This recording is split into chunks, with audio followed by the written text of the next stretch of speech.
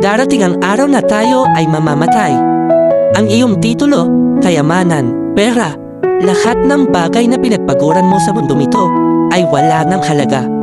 Ang palakpak ng tao, ang pagkilala ng lipunan, at ang mga kayamanang inipon mo ay mawawala at malilimutan.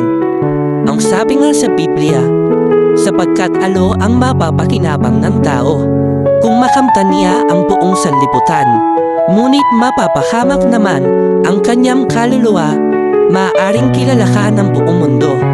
Bantog ang iyong pangalan saan man, ngunit kung hindi ka kilala ni Jesus at hindi nakasulat ang iyong pangalan sa aklat ng buhay, wala ka talagang taglay na tunay na kayamanan.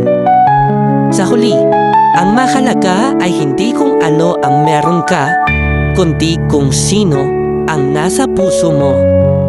Walang yaman ang makakabili ng kaligtasan, at walang karangalan sa lupa ang papalit sa buhay na walang hanggan sa piling ni Kristo. Kaya habang may hininga pa, hanapin siya, mahalin siya, sundin siya sapagkat lahat ng bagay ay lilipas. Ngunit ang relasyon mo kay Jesus ay mananatili magpakailanman.